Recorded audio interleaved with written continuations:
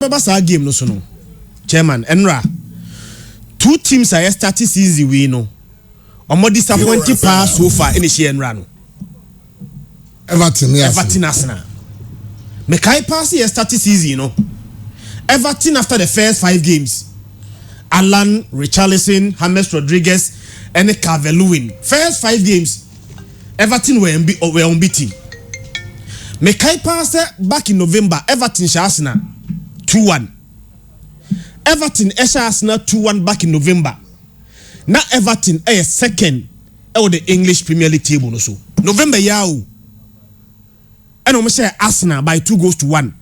They were second on the table, Premier League table no so. But Enra na Everton any Arsenal airborne. Chairman, they were on the 8th position. That is how I don't be disappointed will be our Premier League game. And Arsenal that night. Arsenal then they said they never expected. But what's Arsenal starting here?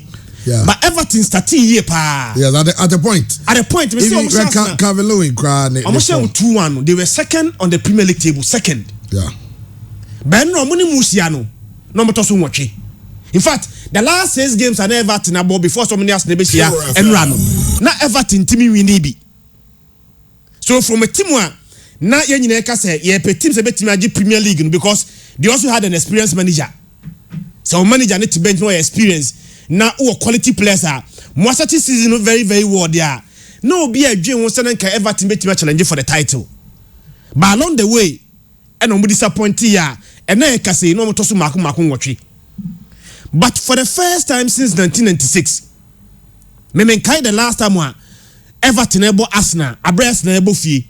Now Everton is Arsenal. For the first time. The last time Everton is Arsenal, Abreast na Arsenal both in 1996. So if there's a time one, now Everton in here game to revive their season, bet me finish it top 4. Them yes also bet me finish with the top 4. But Europa League spot today, they need to have it. So Enra sa game no mtim boy na omunye win over Arsenal no. Omo Europa League spot ambition no, chairman is still intact. And they so etoso nwotwe die. Almost 52 points. Almost 1 game crying. Yeah. But almost 3 points behind Chelsea and West Ham. Chelsea are 4th. West Ham are 5th. But almost only 3 points behind our 2 teams, you know. Which means that next game biana akebia so team win here. Now we close the gap between and Chelsea and West Ham. And I think they've done so well. Menya emo mabaso. And here have say nra. Over so my special you to shout outs to media for supporters omo ko boase nyina asienum ne Obama omo ko boase and understand the bus omo team omo nyina iti driver ye chao boko na mo nyina mo kodura somdwem e de nyame ejamo na mo nkoso na mo ntie pure 95.7. Okay. Well, and Enra amazing. Unse omunya just Enra dia leno ye no. Adia leno ye no. Say Ghana ha, this a kamo kanom de ko. Chairman, because udwin wa won tiase. Ode. Na say goalkeepers here. Give me one goalkeeper at the point to make mistake. Mistakes, of course. I mean, some of these mistakes. Not this kind of mistake. Mistakes no here no. A common to every goalkeeper. Every goalkeeper don't make it to your team. You say, boy, your team shape. Who's your bench? I don't say. Oh, Lennon. Give me one goalkeeper. I would have one goalkeeper on your such silly mistakes pen. I dear has na say. Oh, justify. I'm not justifying it. Yeah. So yes, na now game na uchesi pay win. Now your goalkeeper better make such a mistake. But it happens to almost every goalkeeper in this world. Every single goalkeeper be a to the pain. Oh, he must well trust a bribe. There be bad idea has and say, chairman, offensively, Arsenal provided basically nothing. But no mistakes, you know. And Arsenal team shape 2 or 3 and can they say I can say and can't come alone no mistakes no yen and run. Enra Everton for just 1 chance in the game. Such chance when and no go no. But a game no. Team no just 1 chance no. Not the 3 points neko. Arsenal basically provided nothing in attack. Baby Arsenal kwako do there. Chairman, the only realistic chance Arsenal bet me about Champions League and I say Europa League next season say Arsenal bet me the Europa League. Now me had my Thursday Arsenal bought first leg against Villarreal. Semi-final. So Arsenal team win this game no and team qualify to the final. I need the Europa League now. their chance next season there Arsenal Arsenal either in the Champions League or in the Europa League. So amazing. Now we post Arsene Wenger era now. Arsenal seems to be descending. There be Arsenal Konechi. Last season Arsenal finished 8th. They could do say there. Likely say one where Arsenal be finish below 8th position or finishing last season. And then Arsenal any Leeds United. Chama be jedi. Say say Arsenal all 46 points. Leeds United all 46 points. Say nay Leeds just 1 point par. Leeds a point higher than Arsenal at this stage of the league. Leeds no call relegation by 16 years. After no Premier League for the first time in 16 years. After bare 32 matches each, only Arsenal the same points are so now 1 point par or maybe Arsenal. Nemra de Hamilton said for the first time in 1985, and Everton I double over Arsenal. So almost say first one, almost 2-1, and I was 1-0. Me who say Everton double over Arsenal pay that 85 and me double over Arsenal. Since then 85 with Benino, or Muntimi double over Arsenal, or my double over Arsenal. Now dear Sir Hamilton said Arsenal games now all both Chairman, since the way Arsenal lose 7 games at home. 7. You more season when we. In fact, the last time Arsenal lose I have more games at home. 1992-1993. And Arsenal lose 7 games at home. What's the more season when we say more likely say Arsenal bet me lose more games at home. About the most Arsenal lose a brave season, a brave Arsenal fee. 7 at home and Arsenal to me lose. I fear Arsenal about 17 games. Premier League about 17 of ye. Sa 17 na Arsenal about fee Chairman Imumaku 8. Arsenal to me and Tottenham. Or to compare the 2 previous seasons now. Games are Arsenal both here on team to Tottenham no. Nanya more than 4. And more than 4. So Arsenal win now at least a few obetima to Tottenham. By Nadia 17 games na Arsenal both here no. Imumaku watchi or on team and Tottenham. So I think said ya can say Nyame aduma the only hope say Arsenal betimi abo Europe next season is say Arsenal betimi agi Europa League, which of course very difficult because Nyame aduma on Thursday mobile against Villarreal. Papa no coach Villarreal no Europa League boss. Samutimi negotiate kra twa Villarreal ho. No say coach yepin. But on team for money. Aye. Said na Chelsea share mo or final no. Yeah. But I think say Chama Villarreal who said next season you Arsenal Europe. Even Europa League sport. Ye Arsenal say Arsenal ebo Europa League. Champions League ni die. Me nya sure say man ka say better season no. Na mo nim say mutim Champions. Me nim say betimi bara anye yi. But sa na mo ambition tie dia. Na Chama say Europa League kra ebo mo a obi am so betimi abo Champions League. Na go do stage say Europa League kra Arsenal timi mo dia. Na me anu Ukraine na Arsenal for ahometi. But there's a big game. And yet teams now airborne keku for a top 4 finish. Chairman, West Ham and Chelsea neighbor. Only say now with the same number of points. West Ham 55 points. Chelsea 55. Chelsea etosu 9. West Ham etosu enum. What it means is say the obetimi wini bia no say Chelsea winia and a Chelsea timi fa a draw. Chelsea maintain at the top 4 finish. Chelsea are very careful. Now West Ham pick the 3 maximum points now. West Ham sign Chelsea home. Abedi the 4th position. Yami aduma week na yesimuno. A very crucial week for Chelsea.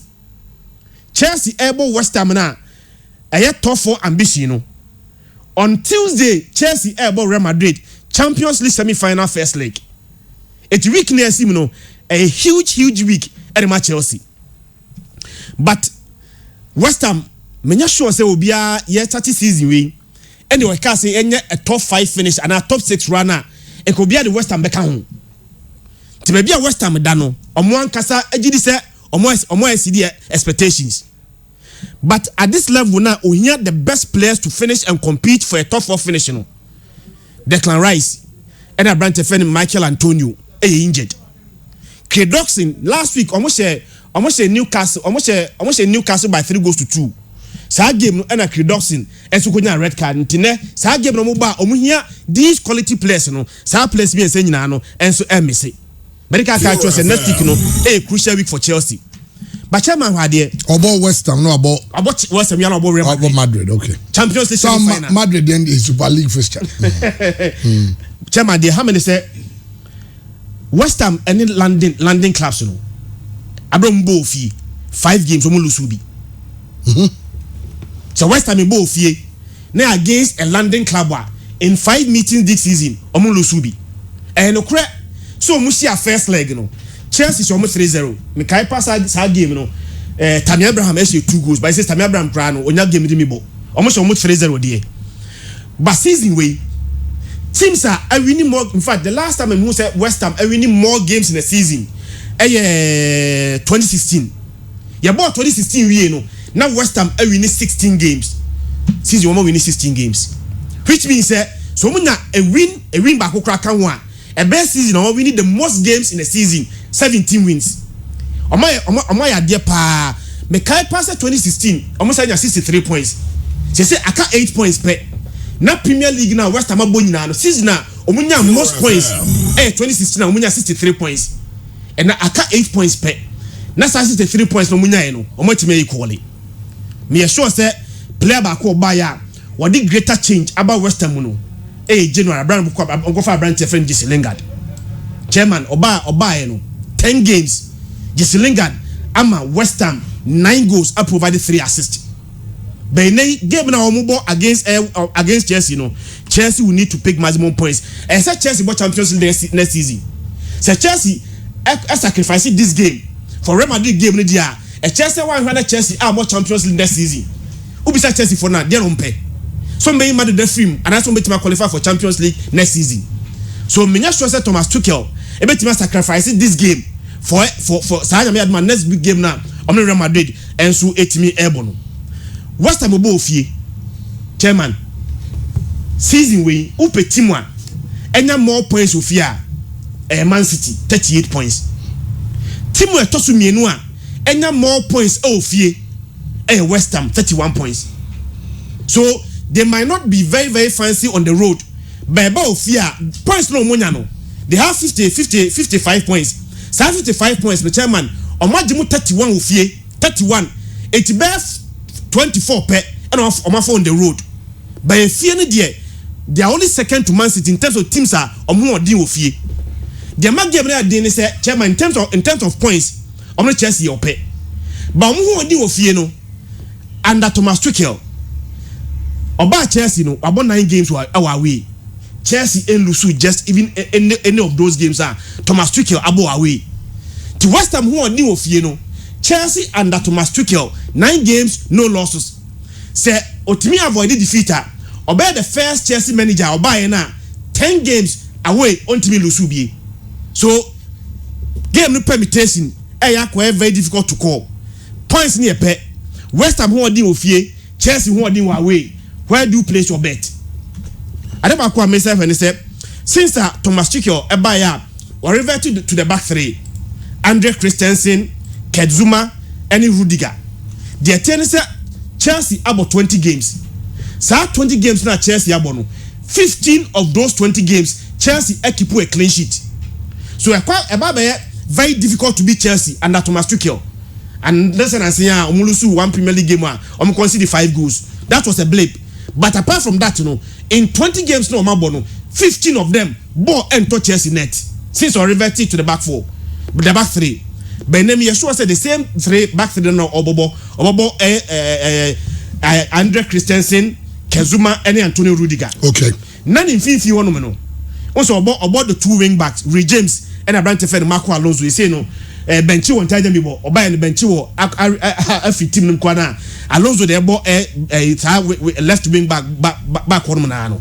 And 50 one no. Place mienu a on rotate you no. Messi Mount and Jorginho. In fact, Thomas Tuchel buy no. The top scorers Jorginho and Messi Mount. I'm gonna say goes the mono. So in term, no matter the rotation, that place me no betimi abo. I never call team rotate here or more flank behind around about to find Kai Havertz. But in game you sure say Obobo Hakim Ziyech and about to find Christian Pulisic. Now about to find Kai Havertz lead attacking. And the Chelsea be go because West Ham on the last 4 games from the chairman at least omo concede 2 goals. West Ham over win the last 4 games no abono. Ball on the net. Anthony net kwa na 2 goals. Mekai omo share last week omo lose 3-2 to Newcastle. Omo concede 3 goals. Before so omo lose 3-2 to Newcastle no. Na Leicester show almost 3-2. Leicester show almost 3-2. Before that, no one Arsenal about 3-3. And almost said Wolves by 3 goals to 2. It's even though they win, anytime you may win Ibikrano, but on net. So more we no more lose almost consider 3 goals. It's pesa almost starts now, almost consider so much goals now. Almost say lose click dogs in the air. They are chess bit me at Watina. But Adebaku when they say Medica Kasombo fee. The last 15 points at home, no, Oma for 13. So they don't drop points at home. That makes it so difficult to call. So all permutations, some who are new of you. Said the only can I'm sure say give me pie draw. A scoring draw, yeah, scoring draw. Chess better what now? That's a goal both teams. Yeah, chess better what now? I saw me win. Both teams to score. Yeah, both teams to score. But me, yes, who's a man who pay? Double chance of 1.5. A man who pay the same points. A win for West Ham though. Oh yeah, so. A win for West Ham. A 2-1 win for West Ham. 2-1 win for West Ham. Wow. I'm more than of you, mum dear. Sana be a mikuche young kamicha. I'm more than of you because. Men can't say a mimic kamiche ya. Come a cop a bedbura na betica. Kasan man. It also the other end on waka. Maybe the enemy. San man. I'm just San man. Okay. You know what you come in there, friend. Also, your Odi. Darling boy, you're Chelsea game, no kaka. Yeah, a crucial game, pa. But chairman, na ye di wan bobo say Chelsea, e betima ko Stratford, akọ wini, and I say West Ham Otenefia wini. But the last time Chelsea, ewura mu Stratford, London Stadium, etimi ko share West Ham no was 2016-2017 season. Chelsea ewura lose, wini 8-1. Eden Hazard, Pele, Diego Costa, and a Shego Nina. Eden Hazard didn't bring Pele, only yeah, Manuel Lanzini, and Sunya there, only go, Edema, West Ham. From there, the last 3 visits, Chelsea, Stratford, no, London Stadium, no, Teto. You better check it 2017-2018 season. West Ham, Chelsea, Shen 1-0, Marko Anatovic. 2018-2019 season, Chelsea Rem Stratford no Okobo 0-0. 2019-2020 season, West Ham Chelsea Shen 3-2. Kai William Borges da Silva 2 goals. Onyadema Chelsea Bobo Kono and West Ham side no enya Thomas Susek, Antonio Michel and Andrei Yarmolenko and enya goals na dema West Ham. Mikel Antonio. Yeah. And chairman, BBA dia dance here say and the game no more Babebono. West Ham a little bit ahead of Chelsea. Say Chelsea, Stratford, London Stadium Wakunya win no a very difficult kakra. And ye check say Christian and so starts no de na David Moyes no or very strong. And points bebreba when no no or general London Stadium wo. Ube check David Moyes. The tactical approach or the started season or starting season with 4-2-3-1 shape. Later on, after say 2 Masuaku, and so April and was switching back to 3-4-1-2. And they have that compact, disciplined defensive unit, and Omu with that Omu 3-4-1-2. Omu with the defensive line of Issa Diop, Craig Dawson, Angelo Ogbonna. Very solid defensive setup. Yebenya Thomas Susek and Mac Nobel almost so guarded this 3 back. Ne laterals always be shame in the middle. Said Benya very solid midfield play. No more giving enough protection to that back line. David Moyes Abro beso West Ham muno yen improvement about West Ham Bobo Kuonim. And check your defensive line or any midfield line almost stay very close. Senebeya, intimate the opposition the chance to penetrate. Stay very, very close to each other. To deny that spaces now, betima creative for Chelsea, some bet penetrated through those spaces, and they have that attacking efficient. Are very, very good in up front. So call my chairman. ubenya Pablo for now. That Pablo for now no ono na the registrar e wo mu bobo konim creative roles ni nyina no ono na ebo, and he is very skillful, very good on the ball. So Okrabon now you could see his evolution, the involvement, you know. Ubemu se Okrabon now bibia dia dance say oh a very good player, and then ono na be ha Chelsea for no. And Ukoma from Tomu Jarrod Bowen and Jesse Lingard. Jesse Lingard across from Manchester United. Eko Pemo West Ham no. Ni involvement. West Ham. Yes. Osha goals pa. Chairman. And him say Thomas Tuchel so buy no. Chelsea, but Chelsea bobo kona be baby obeka say Chelsea very strong no a compact defensive structure or what and also the about Chelsea bobo konim. Now and this defense is either Cesar Spiriqueta Tanko, Christiansen, and also Rudiger. Say a Jarede, Chelsea, a default formation better so near shade the real Chelsea Rema as a default how almost Jinejina. And the 3-4-3. 3-4-3. Enti yenya Rudiger, Christensen, Aspiriqueta. Ebia Thiago Silva and the Baba back three. But then Thiago Silva is out with a muscle injury. That's yeah. And these three is likely someone the best. And then the Kovacic also with a hamstring strain. And maybe a passively fitness test. Kante and so equally good player on Usbet ma replace and about two a year pivot midfielders. And this is a Jorginho and it can't no Mubabe give you enough protection to a back three no. And Tiena set Thomas Tuchel there. Oh, can a Chelsea a Juma Wababe ya won't mean can and down a compact defensive structure or the other Chelsea no. And the adding set Chelsea ever concede goals baby. Chelsea the shape shifted between a 3-4-2-1, 3-4-1-2, 3-2-5. And always, Chelsea variation and it depends on Chelsea amount of possession or mobile. And it's either say Chelsea possess affronter or mobile with that 3-4-1-2-1 or mobile change to a 3-4-1-2 and I said 3-2-5. Thomas Tuchel, this is the plan. What Chelsea Bobo Konim tactically. Oh, you're very, very good coach and Odin Sakraya P about Chelsea Bobo Konim. Messi Mount Juma Oyema a Chelsea Bobo Kono. Oh, share how are all pretty in between the lines of the midfield play and in the front two now. A define Messi Mount involvement or Thomas Tuchel team nim. So Bobby Nkwa and on a Jumani Bebre. Aje born from the midfield. Ediakwa anymore. Either Timo Werner and also Olivier Giroud up front. And Yahu Messi Mount their ability with the ball. Or you're very good.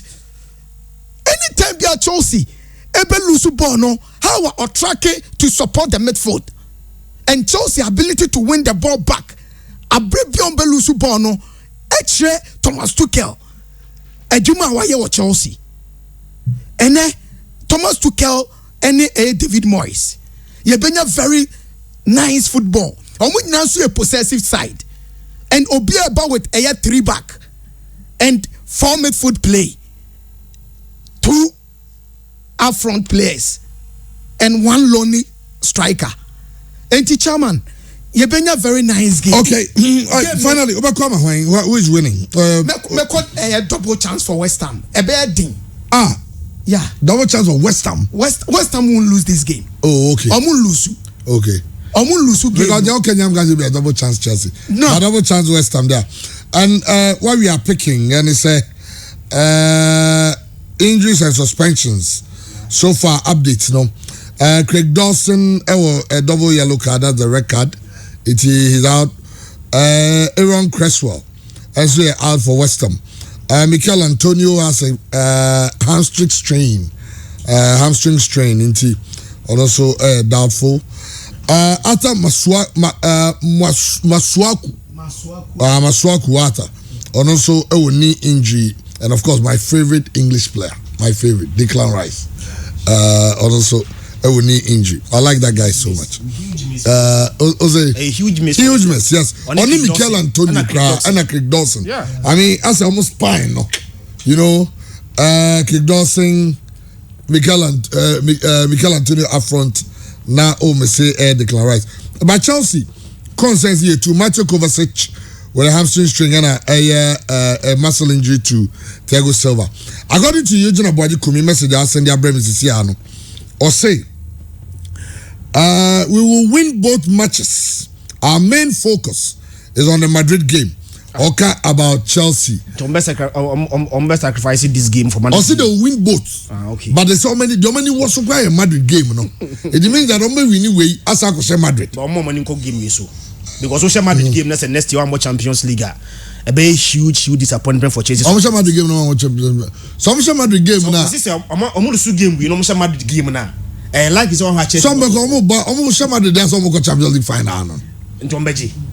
Hey, Chelsea for Ntombeji. Okay. I mean, him sound Chelsea for now. I'm sure the manager will sacrifice this game for Champions League against Real Madrid because one must game we now push it beyond the top 4 now. Next year, you Chelsea in the top 4 in the Champions League. Now Vitas Chelsea phobia. Some say Real Madrid next year Champions League nibia. Most will opt for some Champions League for next year. Say Madrid will lose. There's always another chance to meet Madrid again next year. It's a very very crucial. Many sure say any manager will sacrifice a game for Nyamad Tuesday game on Real Madrid bobo. But now soon himself trying to EFL Cup final. Exactly. Tottenham was special. Tottenham for no say. Then jump on Mourinho and say, "Obetrawa no blow the trumpet. Onwaka majiwe. Eti sawa joka debia majiwe no. Omo ntra na kire baby akot Pascal no makoje EFL Cup no. No dey be pom tru so waje wa bro mu nyanim se obo onye hu.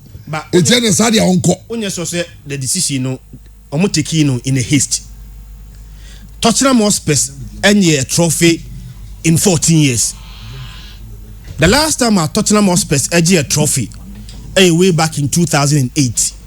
Since then, omonye trophy. Now, onye trophy, na manager need to have close to winning the trophy.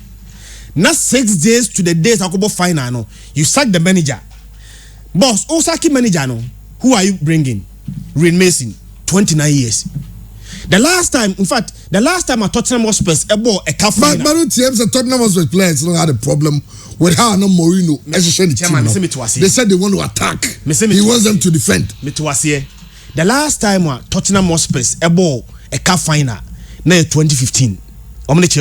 Chelsea chewomo. I know cup final. What about Champions League final? Cup final no. Sa 2015 boy no. Na branch oye remains na ono ye coach no. No jemu Bobby. So you are bringing a very inexperienced coach. Ebesia a coach ya oye achiever against Pep Guardiola. Me no ya adwen. Say Pep Mourinho and the team ni nyina were losing something. Season we upe team na elusu a games from a winning position na Tottenham Hotspur third. 20 games are unum so mu winning no. Now ma drop points elusu such games. The area when say 20 games, emu mako 11. Omo concede goals in the final 10 minutes. Final 10 minutes. So you need in fact omo trophy for the first time in 14 years. Omo be tia a team oye achiever, serial winners. A manager oye serial winner. So they need somebody there. Some mental toughness obetimi dia mo. Now I think say remains in there. Nyamenum Rukwini ayakoye Raimesin ayakoye David and Goliath affair. Chairman, Tottenham Hotspur ebo Wembley. The last 7 games on about Wembley Omo sumu 6. Wembley, the last 7. Omo sumu 6. In fact, what the early signs in there are quite encouraging because on first game under the new manager no almost surrounded by 2-1. Chairman, me also say, do you believe in omen? Do you believe in superstition? Any chart? No, I don't believe in Tottenham Hotspur had 16 trophies. 8 Omoji at the beginning of a decade. Okay. You say a new 10-year bias. I said decade 10 years. 10 years, yeah. You started 10 years. And it says you're 2021. So the beginning of another decade. 16 trophies, Chairman. Omoji Baku 51. Omoji Baku 61. Omoji Baku 71. Omoji Baku 81. Eji Baku 91.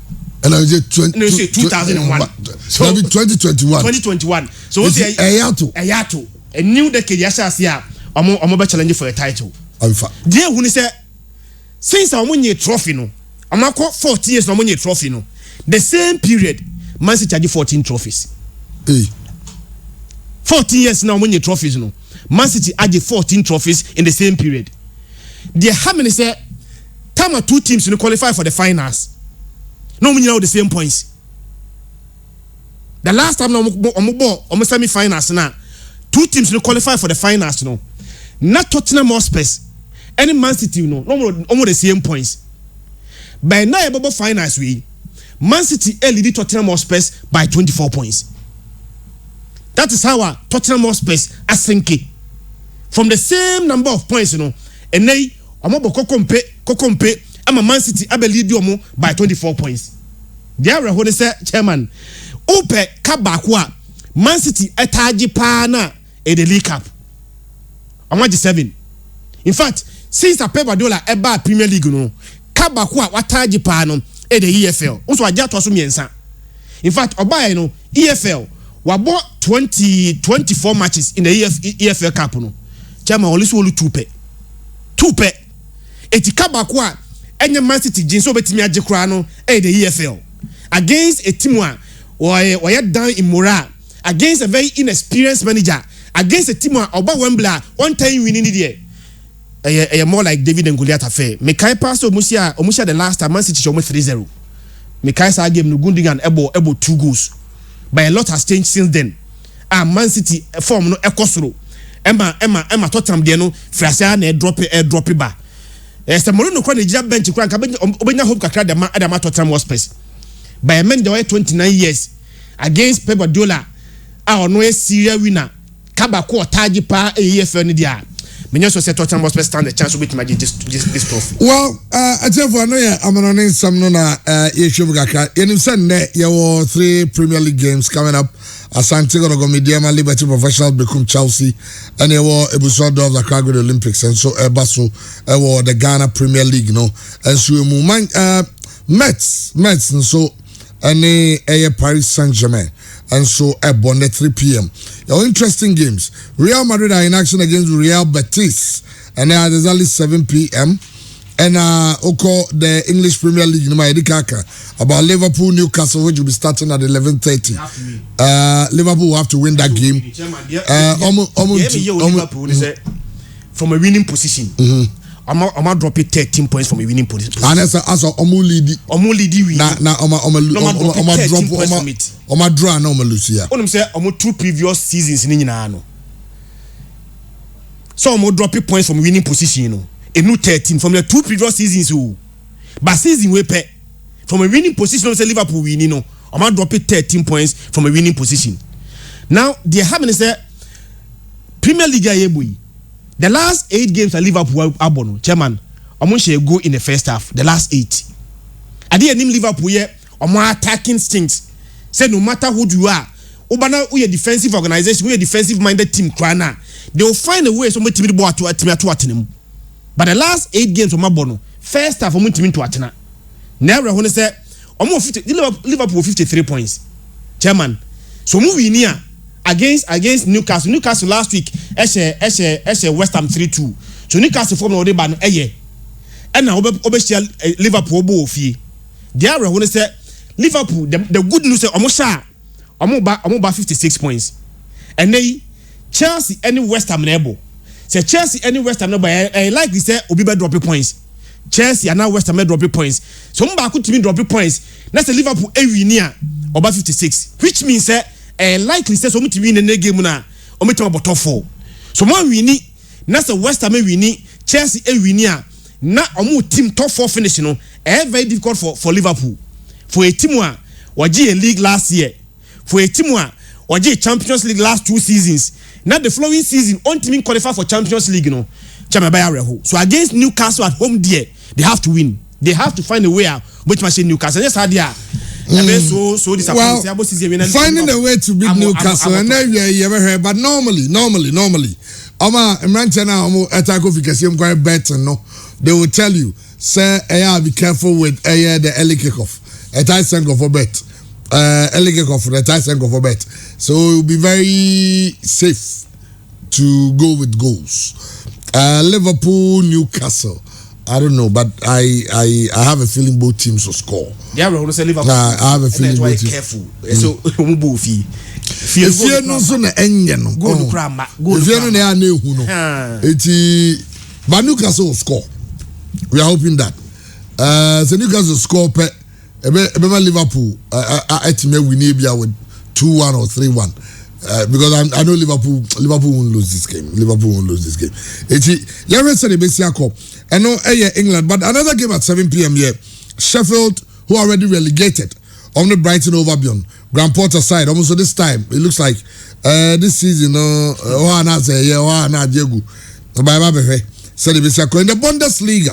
the Bundesliga, you know, VfL Wolfsburg playing against Borussia Dortmund. Jadon Sancho is back. It's ever said the Bessia Cup. Now, Wolfsburg Dortmund game, of course. I mean, Bundesliga, all the goals, yeah, but Freiburg Hoffenheim, and I been Mainz, Omonsone FC Bayern München. Now, Lewandowski is back. Yes, Lewandowski is back. So, I mean, expect many goals in this game. Okay, Bayern Leverkusen is in Eintracht Frankfurt and Super Bowl, and then instead any big game in the Serie A, and even all the big games because and all the big teams in the Serie A almost so make big teams I'm talking about International Inter Milan it's a Fifi 8 year ever trade on a manti who you purification and mammy you know sadly na me team ba on me bachelor by a chill Fifi I know be monitoring this one Inter Hellas Verona. And there's only one. And when Cabebia Canina a tough game. I mean, when you're Fiorentina Juventus, a tough game, but because of me and recent performances, I give from Kaka. Ghanaian branch go down somewhere for Cagliari who play against Roma and Atalanta Bologna and the chance so EFL Cup and also the final and so Basso. I know so the fans of the La Liga. Evan Cheme say Miss Kepo La Liga. So the chess and Real Madrid Betis very kaka. Nyame adoma eno Basso and a chance so you okay. A chance you some interesting games in the La Liga. Your Athletic Bilbao, Atletico Madrid. That is going to be a cracker. That is going to be a big one. And said the name say Omo table nakakweno. Atletico Madrid LED table no with 3 points. Followed by Real Madrid. And so if Atletico was 73 points and Real Madrid was 70. Barcelona 68, but let's not forget Barcelona one game in hand. Until the Chelsea said Barca winning games in league. Some games no Atletico can home. Yes. Until winning was standing game you win. Mobaba 71. Yes, 2 points away from the top. It's winning games are Kenyana. Barca will win the league. And of course you're playing against Villarreal. Yeah, Villarreal, that's going to be an interesting one. Real Madrid was 70, Barcelona was 68, Sevilla was 67. And so Athletic Bilbao are lying 10th on the table, but Atletico now saying Omoyama League, Ajomonsem. If at 2:15, Villarreal Barcelona. Game the bad thing. Because Villarreal so 2 top games. They are playing against Barcelona, and on Thursday they play against Arsenal. The Europa League. And top Sunday game. Thursday Simua. Tuesday, Champions League game Tuesday, and then can beat my home Kakaba boss Sunday.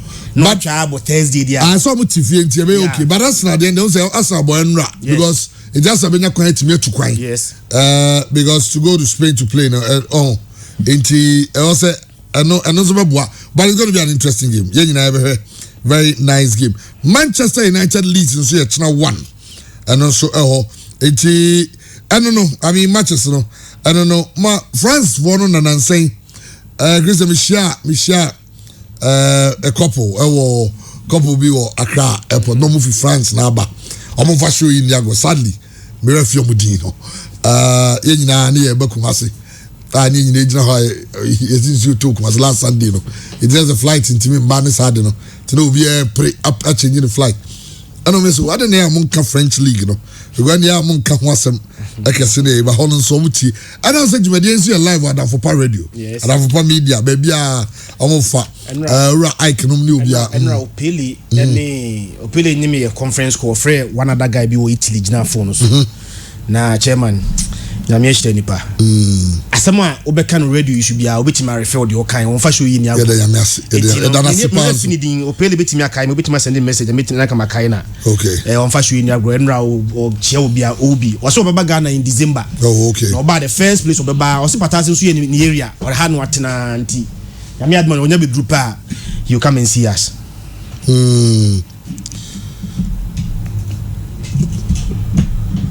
Okay. All right. Yentwaso nemfa de ho nyina enso emra. Okay. Wow. Eti amane nsam no ye ba fie ne ba behwe afisam no na yenim se ene big game ho no, but as e ba big game no so no menim se de ye nyina ya ka ho asem a preachy any bibia a hooliganism. The Ghana Football Association say omo hem measures on between the aketeli sa ade no. Eti say when you say Cristiano na is serious advocate. Yes. For Sadia say you say stadium no yabane na o say obane stadium say nyehwe nipa na okobo referee nipa okobo opposing team nipa o yet to trust him no na ma jano no na mo yes yabane stadium no. Now the FSA omni police forum a collaboration has stringent measures with me a day at 2 a.m. They say with me even 6 months imprisonment, they will press charges. Say with me ASR punishment no, you be fines, you be chibiatum, and it's hard in the our fans go stadium no. I am sure say your future kakori but remember me now be a memo be sima be mienu miensa Christian chance so fans at the stadium maybe to come to see how kaya me kind. Yes. Some of them fans and I'm council call bossy. Then for 2 na the more man sani about games no. Well, chairman Sadiq Adams etiti adiwe na men kai di okai na and to asun ka de bia maka kan way back in 1966 na BA United any Kumasi Cornerstones na ebo a game ye wie no referee no ginam ye referee na apia kubi 66 asana make you ye wie no na BA United fans maku nwotwe eno mu players maku num akwa attack referee no players 5 and 8 supporters way back in 1966 chairman adiechi ya sa players enum any 8 supporters no were sentenced to 6 months imprisonment by Kumasi High Court. And in our 1966 BA United and an able game and almost supporters ekobo referee appear kubi adiechi ya ani na watch mienu. The next day a Kumasi High Court sentencing those supporters any players even go beyond supporters actually players na bo referee no almost 6 months imprisonment. Now yes sir, in fact me court akonyaba okono ba ne kura no si afman tum kura na just going to court oba chairman no kura hu o dey say men kai kwapin polo yawo se ne onya no ne ho fadi na ubisa no the trauma of going to court to and from psychological trauma any sika be lucy because you have to go and find a lawyer sika be lucy no chairman enonkwa will put fear into people enonkwa will put fear into people nipa ne ko no so ye bone ye bechi no obekọ court a enonkwa bebo nipa hu etino is the first step of any year and to begin to go after these individuals now omudi sabi nsem hunu no sa hooliganism no chairman eto ntwa da eto no ebetwa da so efra say FNA say on near buying any police able to so metimi lazy and go after these individuals it is the best way to go.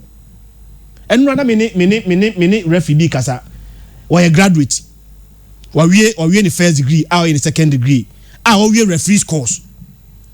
Chairman, was it referee only be that? Even those who are passing, was it or referee say attack you? Referee say attack you, Nintino. Say who Nintino was it uncle the referee baby ada. So, Safi, it is driving away quality human resource from Ghana Football Association. Obi oye first degree holder. Wa we university or any second degree. Wa call a referee course or first year obe pass out. Abedi a game no. Sai hu ninti no. Was the only referee ni bi mu da. And I'm sure sir he is not the first and also the last person. There are several other people who the we are attacking referees now. On person be bang game no kura hu bi mu. So quality human resource on metima boa am again let me akoso no. That fientino they are just driving away from Ghana football. It is therefore very smart. And for man to me to tour more. Enche one sure you not even get a referee on the game. Memiti baby. Na mo wafase. No so person could referee. I will not advise him. You near na so could referee. I will not because if I have me to fundaka. One sure me to fundaka ko say mo wafase no. The FA should be very, very, very smart.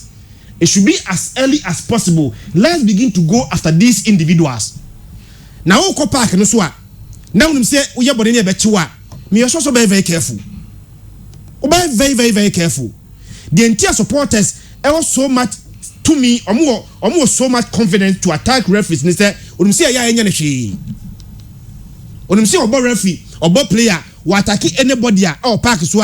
As long as in the confines of a football park in Suntino, you don't need to arrest 10 people, 20 people. You have a scapegoat, precedent. Udi enfa baako pe ensati precedence. Obi abesuru. Eti do say F in France say afedem. Omni police any the necessary security agencies lazy to go after these individuals are. Chairman, that alone will put fear into people. And the best way to go. I guess I young. Okay, by Chabo Taylor, fans come back to the stadium, and 25% and now Boise. Na Christian Obama tweet in 1966. Can 2001 Star Premier League. Kotokone bofo. I was 9th September 2001. A ball referee. Now second year student. Cape Coast University. Okay. Ghanaian friend Samuel Ofori Jesse. Okay. No, a Bantama boy. Mekaipa Emma only case no say emu ya on a free a chino boot ball referee park no so. Yes, referee Kwame Gatti then class 1 referee. Ne mama so pan e ko wie o sunwan a government hospital. Emma match ne about 74 minutes pepepe. Yantoa so ensi aka biem ewo a abrante no so kodi nsenseme ewo court na emu aye den e de ama abusuafo se o se patch o ansa na yi abrante ye twasika pa na to no so anya sa anka ebia ne sentence no anka about twa be 2-3 years e ko be say 5 years ewo ye ji to boss emergency kakra bi ya say car bi a load excavator si so Opokwai Santasi Watts any more gate na opsitonano yesi ja to mo ho eti yesre fan service for say moti enka na mo mama na nyinti je ho Opokwai school opsitonano aha eti ebi above from 66 kwa no even 2001 ebi see yes ama ye de ni bakro no ko gina court enu nim say ade ba kwa na ehuni say abrante ndi boot ni bo referee na ba akoso Kwame Adofo at age 19 yede ne call court no ne age o kan no eso so disubia ono so e dey another object e dey kwa akobọ referee no e ma ono so yensa so no mu e ma game ni 74 minutes e na end game na ye goalless draw a ye ntimi anto asa football match no so enti hooliganism ni ade say we ye team a say see na no na Tachiman 11 wonders omo say omo coach won kono ebianka match omo ni Liberty boy no ka ekoye Tachiman na ebianka omo say Liberty o benam de eba park no so ni ade a ya ban ni team ni ntino ekotwa wo obo ase ene say Liberty ko so omo e ka ba ko omo ntimi ante a afo hwe league log no so omo de yare say teams bebre supporters be kaya won aye hu omo teams nyina bi ti say Venom Vipers Sebi to trust 70 supporters here and I'm a Vipers way ya omuma biem. Holy Stars. Now Holy Stars about Ghana League. Obi anhye no efieda apart from corners. PMK ku City Chakwasho omo 1. But enam to trust 70 ye move omo to other venues nkokọ no mo ko Obuasi Hosi Park no mo ko akobo Asante Mampong. Ye wie na Holy Stars akọ relegation. Ebesi na ye hu Holy Stars say oba bebo Ghana League biem.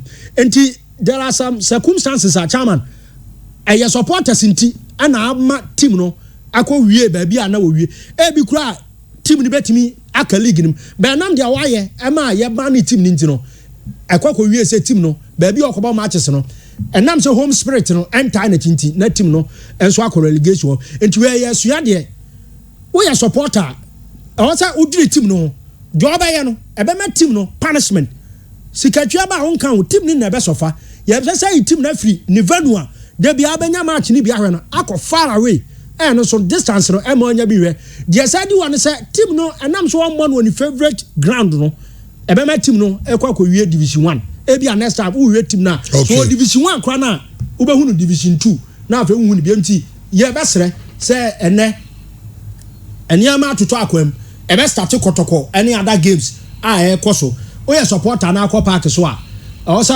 obo ho ban wankasa because because obo ho ban a we show no smash we show sanitize our rules no comport ho esan say the other by no e bia oyire no ma anwumre sesi a nibra aba no ukotu bibi ko park so say the referee a wan ha oyire no ma hu na anwumre because say security are tight a ba bia wo hye bia no wan ha ya sport wan kra wa hu nam nipa o supporter na be yi wa ma say we na yes niamo nsem na no ada unia na kotokone has ewo Kumase eno kwa na friendly match just 2 friendly games ewo Kumase supporters ekotutu nkonya ekowie wo nkawe court me nya ho so twede be say na mtumi twa kwan e the report ebrew enti ye nyina no se asombedwe na ye ekira asem be di no ye sre se ne ensa dansa yem o ye supporter na ko park so a joben ensesa score line referee penalty utu 1000 penalty ne bebo ai enti mi en revoke anase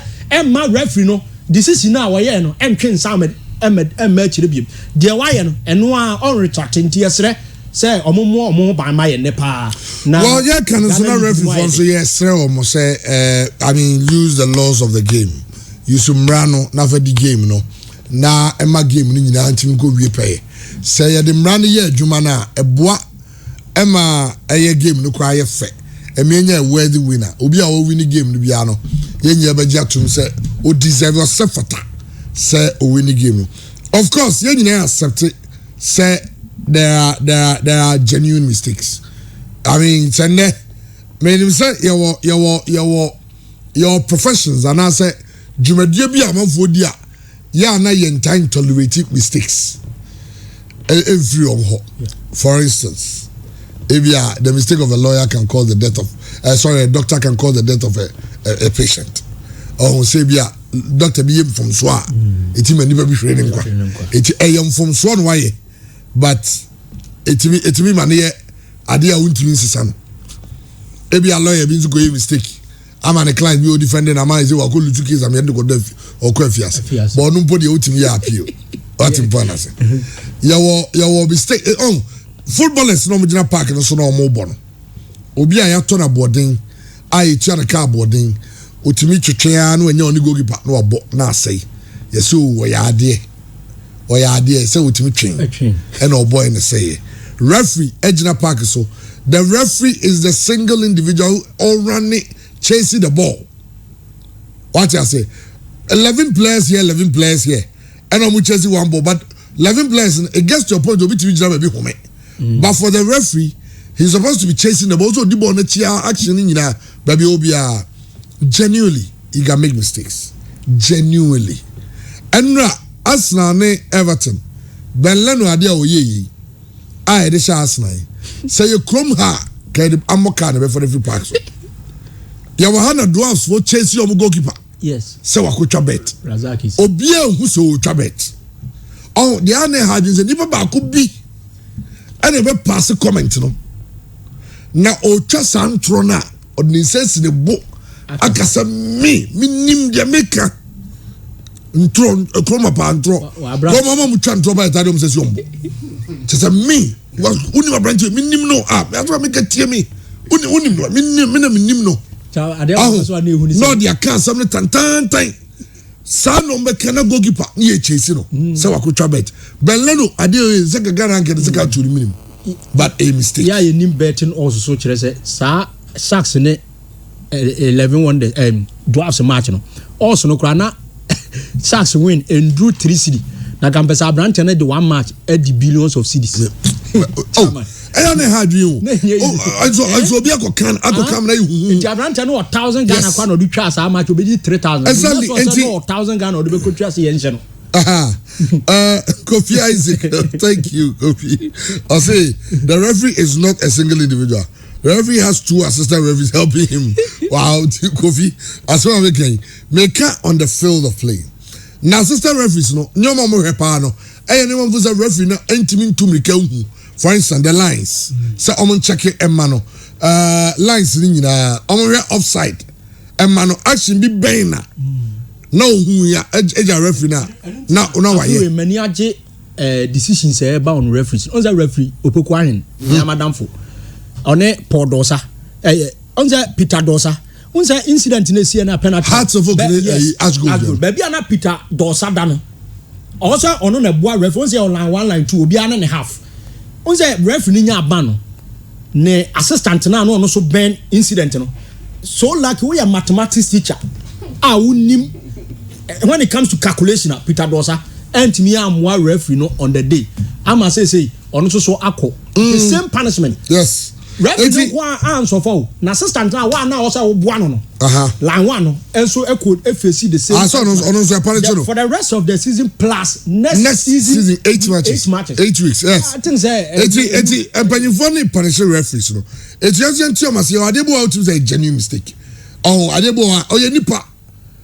Sadly, football is not played by robots, human beings. As much as he appreciates the Messis and the Ronaldos, even make mistakes. Penalty sign, clear opportunity sign.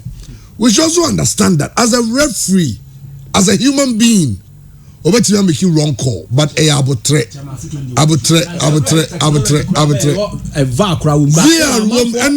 Penalty referee. Yes. Referees see mistakes. But when your mistakes go against one team, we mistakes na say universal. Ekotia we ya. Ebetimi aje tum say mistake. But the mistake abe bia kotia team ba ko pe. We mistake ten and the sana ya ko ebo apoye. Ebasa na asking supporters omo restrain omo no too difficult to do. Football emotions na man for investment. A man for the passing. As I a man for jetting on the football. And I say bet no go buy no some boys na charge more. Because on the investment no Timon and gonna invest it. Or no think to invest it. Tina bet want to bet responsibly no. Yes. That's when valid bill go to, men school fees go to. Or last men van to. I also ordered the other to no idea sky you comfortable with. Say Skebia you do cry and how what I say. Aha. Now go for light bill I am watching they go towards a chaka. Now they go travel in India. Send this OTC park so. Aha. Tell the story nana. Don't dead. So ni sales awaye nyina odi akotwa o se wanya 2 or so say. Na ni sales awaye nyina odi akoguso. Double your money. And you did no. But this a company bisu sa so omuzu issue aso. I say you say 500,000 5 billion. Yeah, what they no. Some months in the and best within 3 months we say on the 5 billion extra bet. Now 5 billion. Oh you didn't get so you 5 billion doesn't go. Oh you didn't get 1,000. Obedi abehye scanner we use na and what this na was 5 hey asemu. Dalipo chairman you and for you nyanum ni obi afu. Yeah chairman 2018 and the Ubokrata no ebe report say 7 House of Folk fans to appear before court. 2009 the Ubokrata ebe report say 4 football fans die over Kotoko and House clash.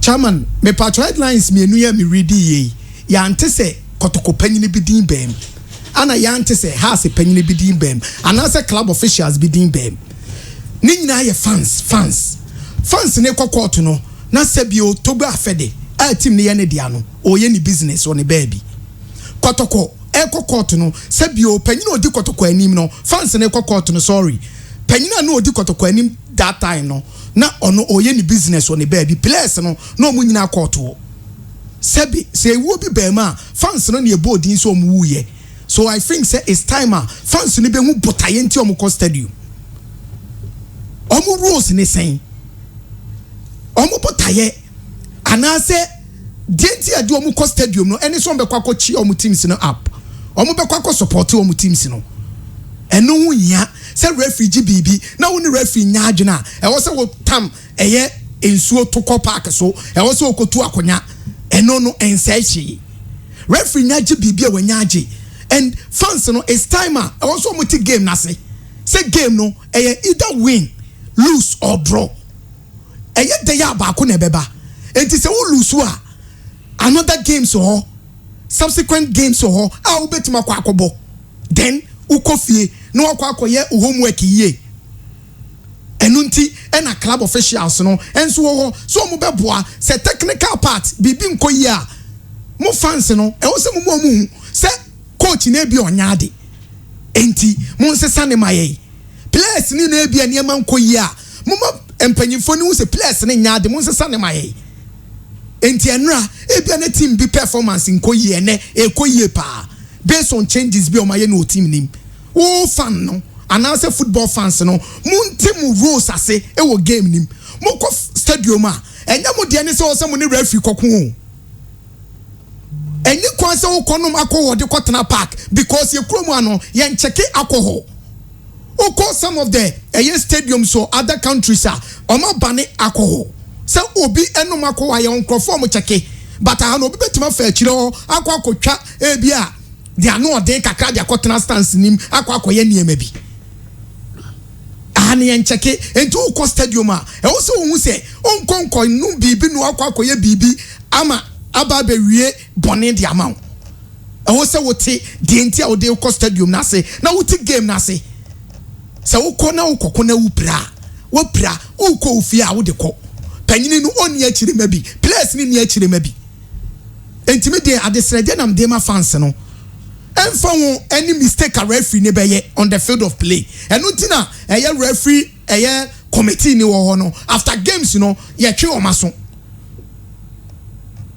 nansen empanyimfo so mo de measures ba begu akwam a se wo ye fan na wo kodi nsemoni bi a ye be chu de akogina eye emelanim court na wo so akwa di wasem se ye chu de wo ni ade wo tum 3 months 2 months a panyini no onkobi player no onkobi yan kase ya chu tum ti game ni so ye mobile game ni ye bebo enso na wo dem enti they should know their roles e wo football teams in say ufrita kwa ebe support mediama obatna se din ye dede efabo a team no chie u team no on no mu win chairman me free say nye okay well yamra the Ghana Premier League games no and so emwe okay na okay na yenshey that the mediama ne asante go mediama 11 no almost starting lineup no Yensaka na okay me so Frank Boateng will be imposed Ibrahim Yaro and so ejinamo Bright Angel Vincent Atengade ejinam Baba Musa Richard Boadu Agadas Eric Kwakwa Rashid Noti Joseph Tetezuta and so ejinam Zakaria Mumuni and a Prince Oboko Ajimamo and the players are almost starting for Mediama and every Mrs. Subima Frank Boateng is fantastic in Branche Oma ready why console the gala Bobo Mahusa Busa when are you coming back gala and whenever it was a COVID inti exercise you might be COVID but changing a lot of things about your livelihood Ebeba nyamia aduma say any COVID vaccines are a month for 1 cent goes a month for starting almost second dose. As a second dose is starting next week. Also, because I was here, shas here because of the I said second. Second. My second it was slated for the 30th of April. It I'm hoping say it will do minya. Now me nyakra some say between onya no the following year you go anyahwe. It ya wo ya say amanfo ya yi nyina na che say enche ye bebie ne ma bebre. There were some places go Canada nom ne Australia nom that so wo lockdown ne say na countries will make a lockdown for over 3-4 months. Great time is Canada for lockdown. Yes. Was it Canada? Yeah. Yes. Countries maybe certain part of Germany. Some parts of Germany, even the UK, or more restrictions. Kakrane, Sani, Wanimani, Nanti. Becca, we are seeing your opinion. While I say I try to vaccinate a lot of people, you open the beam. Yeah, definitely. Our gala will be back. It's a Frank Boateng. Over Kyle Day, Santaze for J. Tournament, no. Experience league from RTU to Techiman City. You say City for no buy no on a Richmond in a don't buy premium. And San Okobo as good. Before as good, Kwanako has a Saba Senko Bako to Kokranisa and on the Kobo as good tea. We or Boas homecoming. Tinkotoko for any year, say what does good now or the coin or about back to Boase. Okay. Eti Asako Boase, and this time he's not going to play. He's not going to play as good or Kako Boy against Asante Gold Kwaiti. Omapechi on home grounds and our camp Elho.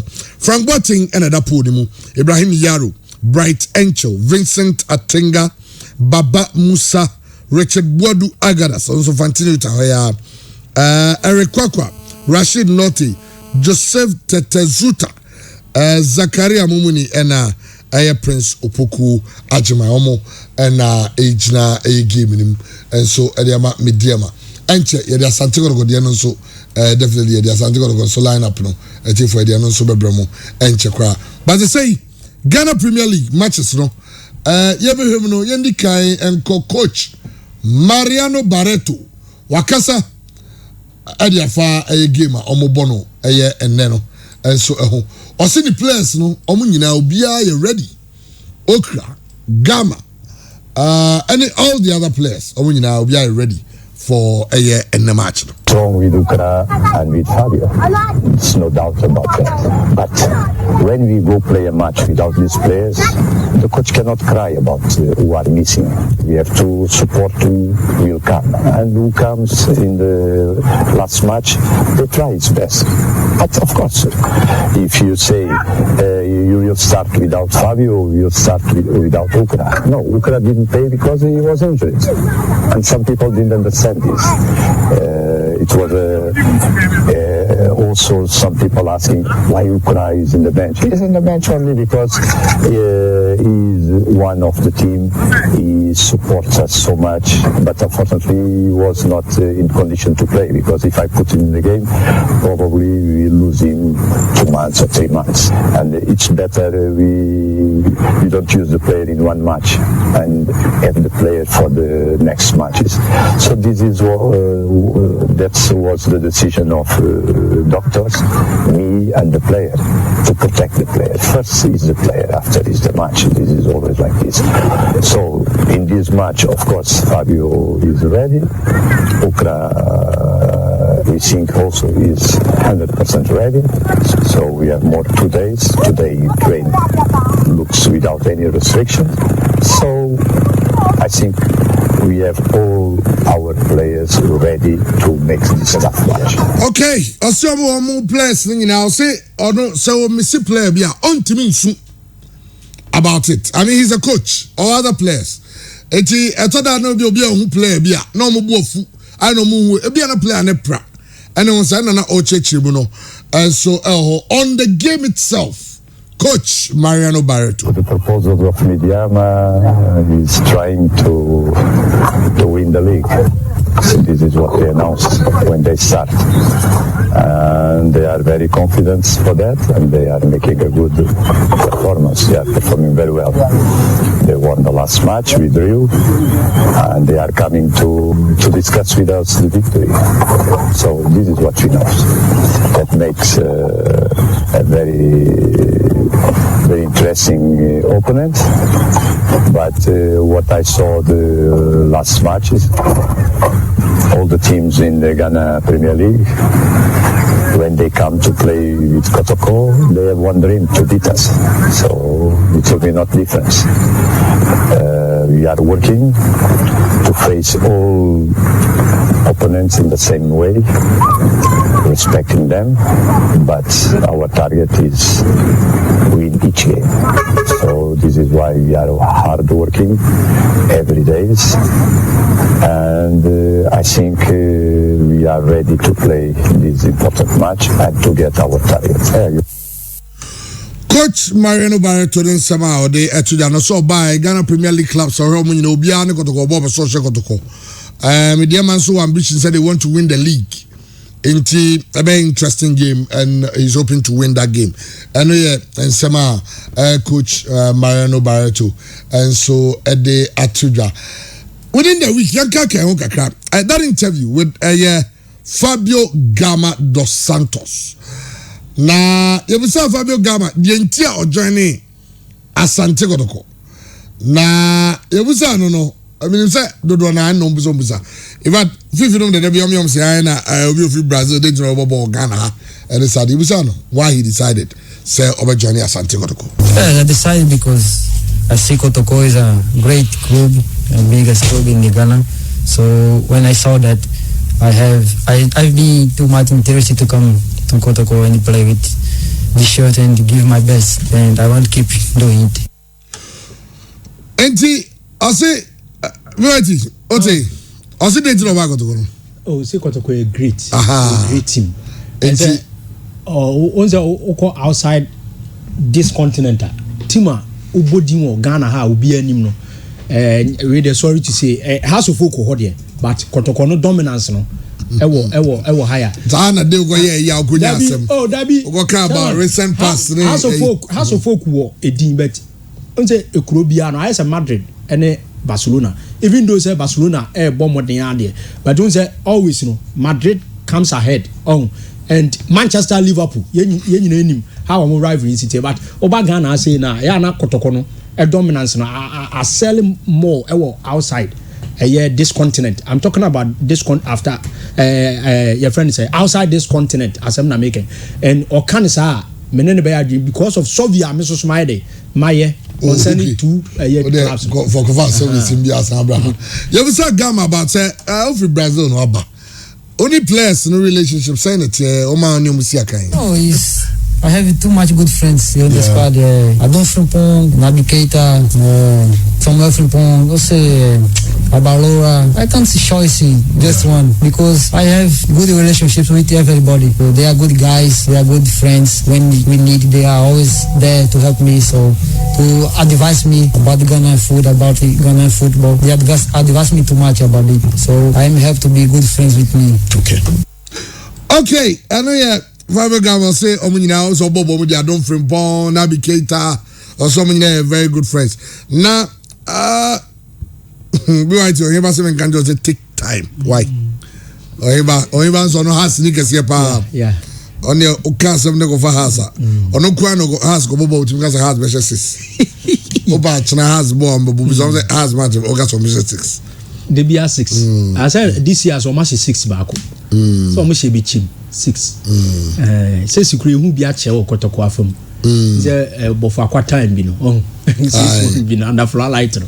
If you want say 6 the be 5 maybe Olympics abeji because by 6 there house I had Nancy.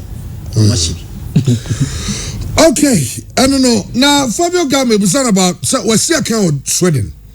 I know about Ghana. What difference no saying it here, Fabio? Difference not to say. Like Sweden is a European country. You have all the best things and easy things. Ghana is more difficult because the people here are survivor. They fight to survive every day. This is, I see, the big difference from Ghana countries and European countries because there the things are more easy. In Ghana, the people are survive. They fight to survive every day. Because I like that. Okay, Ghana, Hano. We fight to survive every day. Also, the name is easy. Oh, yeah, the association, you know. Okay, but see Brazil. So, difference on it and it's a Brazil invest in academies pa ti no mo ball no e wo soro no. It's not difficult to answer you because they invest money in the academies. So if you go in a big team in Brazil, you go in academy teams, you saw the extra two, like professional extra two. They have everything good. They give all support to academy players to be in professional better. Because of this, Brazilian football have too much success wherever when we go. Well, as I'm saying, as investment in academies. Nensam no. Ana obi busa na say player be no hwe no be so yes or no. Player be ever so looking up to. Or say o the ka hu na ka say be Messi because he left now was CR7. I like much Cristiano Ronaldo because he is the big example of work hard. If you don't care if you have too much talent or not, but if you work hard you can improve every day more. We can give you objectives because nobody can stop you when you have will to get a winner. CR7 say he works hard. On fahu so talent channel so ni bin channel or he works hard. Nancy Fabio Gama picture me Babantana Okocha Otumfo and my place in Akoeno. There was answer Omiti the great king. Open so said trouble be was Santiago de Cohene. Take a course or that a feeling to say. Very different for me because I never with me a king before. So he talked to me very easy. Yeah, smiling, very joking. I saw it, I feeling that he's a very good, so that's amazing. The feeling was amazing. He's a very good guy. Okay, on top of the he's a very cool kind. I'm crazy, but the Akoya Sempano. Akoya Semman, the penny be. Have you heard of Hatsuvuk, Accra Hatsuvuk? No. Okay. You don't know Hatsuvuk? I don't know what's that. It's a football club. They are the Accra Hatsuvuk. Hatsuvuk, the rivals of Kotoko. Hatsuvuk. They play in Accra. Yeah. They wear rainbow colors. Yeah. Okay, Anna. I'll say, what is Coach Barreto saying? That all the teams want to beat Kotoko? Isn't he preparing his team to beat any team that comes their way? I think he's talking too much and must concentrate more on his job than becoming a PR. And I think the Ghanaian press has given Barreto too much hearing than they did for Maxwell Konadu and Johnson Smith. Phobia is still the beautiful team with beautiful supporters and beautiful colors. Agwasi Prempe Mustafa. A press conference. I mean, you don't blame the Ghanaian media. Press conference. You was a question, no answer. And then you matter of being a PR. Omo also mokasa. They say ball no. The main actors, the players, the coaches. Once in a while, management can grant interviews. For instance, for a press, once in a while, which I interview. But omo mokasa nanga say is done. No many players na. Omo bobo. No na debiya na ya na. Never see a chomonka. Omo ye chomonka mo omo ye popular. Ne timi. You game no, and so I exciting and interest. I can't want so much no, and I got to call a starting no. Me hear ni mu say other clubs no so be nanka match day bia no my year omu coaches no me obisa kotoko de players ni bi be kan bi a captain bi and a player bi a am fan say this game on the best player and bi an following game or kobo no near the naba na ono so aba be kasa bi say many age e kon mo fa so I think so the voice of coach no match all the other teams should follow suit. There are games so in the Ghana Premier League saying it here this game nyame adu match na games no me fa no mra san mabane de no Ken Faisal versus Interlice. Yes, the two stragglers Interlice ever home to Ken Faisal so ga go pen so wafa any 11 wonders level Ashanti Gold ni bechem Prof Darling on his sporting director for Ashanti Gold, and I'm sure say Oshia bechem any former club no. Anyway, thanks for Kakabo giving him Lagos Cities. Anthony Dreams FC bebo nyame admatch. Adriana Stars and Elmina Sharks. Adriana Stars yet to say Ya Mohammed likely say obey surgery on the shoulder injury na onyaye no and Kyle and Sonny had to work nyame match na that game will be live on Star Times but of course the live commentary ever on all ABM platforms, most especially on Pure 95.7 na ene Ghana Premier League games ho eneno enso enie Asante Kotoko omo ene Mediama SC ene Asia and Liberty Professionals and so boy against Brickum Chelsea Ebusia Dwarfs and so any Accra Olympics Bright your boy Taylor member so dear but member Christian Emrasi na maba san maba Darling Paulso but my first thing is Fabio Gamadi chairman all Ghana say no not most Brazilians edikaba no mo succeed Oma amba ni nim so me Brazil okay Brazil omo ba na emfa nti Fabio Gama bae no abeye a deviation from what became the new norm say Brazil for no ba nemfa nti tama na yeti say Kotoko ekofa Fabio Gama no many people were bit skeptical say dada na but the good thing is Fabio Gama bae no obi a no doubt Fabio Gama bia na nei sa doubters ni nyina no abe believers Fabio Gama here juma prove everybody wrong. Open the import of Asimo Kanye na also choose Ronaldo on any idol. The entire choose Ronaldo say or an idol no because of Ronaldo's hard work. Maka na me say can be hard work will always be talent when talent doesn't work hard. So biti baby na nia bre oni talent ne de bre nia bre oya adwumadina what talent no so wa nya adwumaden obi oni talent ne de adwumade ba besan ho.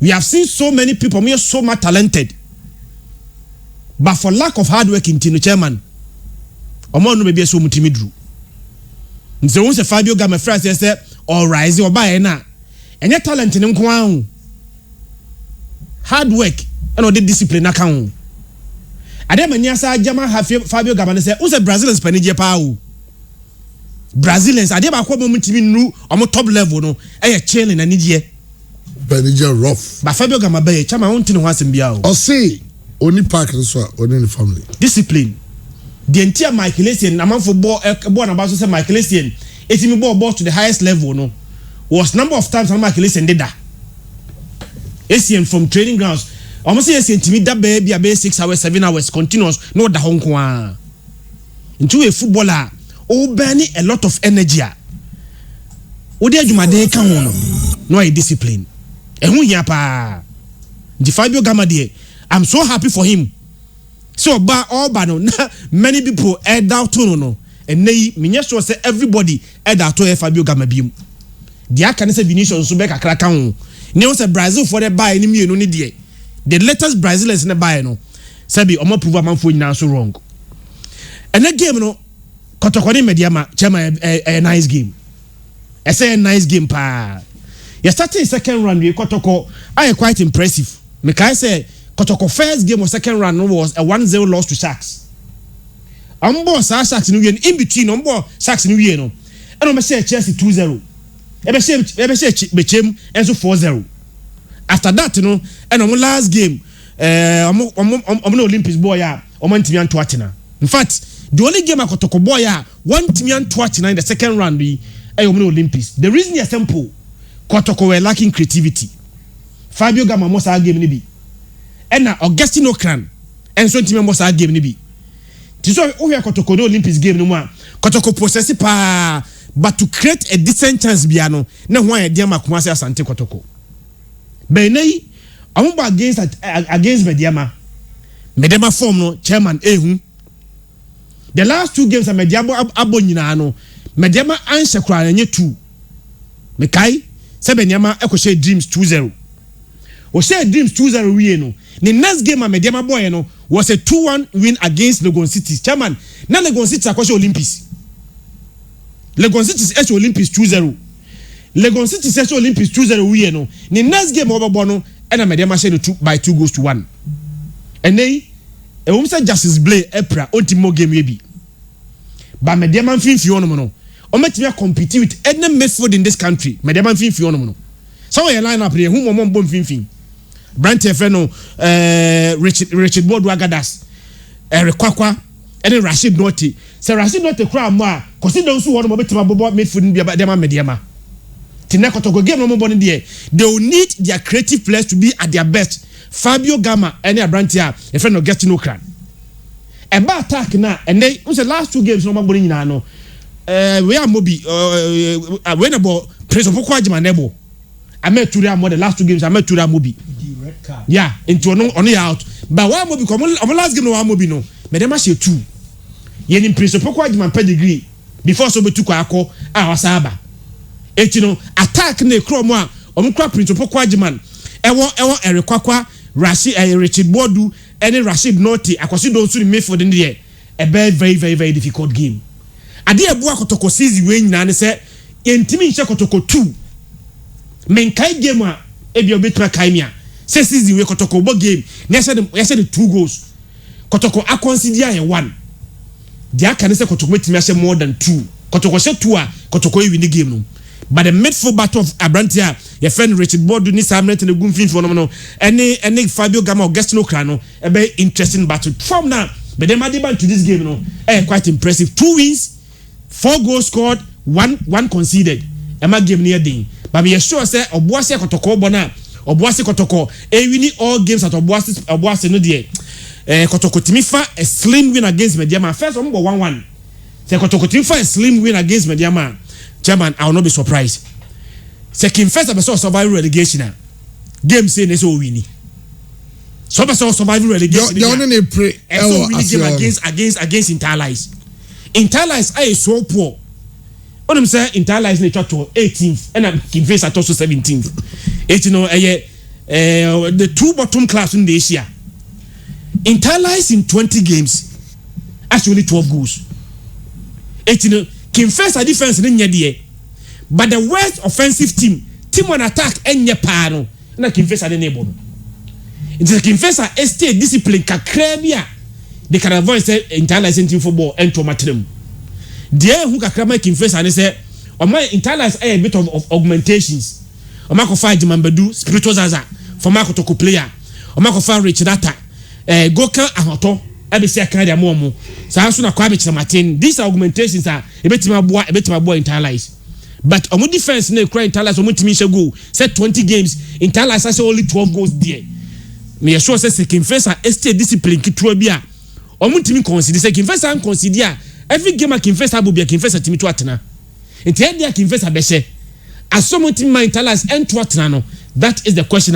Say Kim face Kim face a 19 goals almost but ma consider 30 goals but against Interlies there Kim face a more bra and nina say all my Interlies ever ball into na trem say Interlies ever ball into na trem I'm sure say Kim face a extra water they are good to go maybe win this game against Interlies. Okay, Grayson first you now but go to nationals say game no ne coach David on say first one omo winning 5 games after 5 games omo winning here no omo nya impressive draws omo draw against Kotoko omo draw against Olympics omo draw against Aduana Wodoma. In fact Aduana omo go 2-2.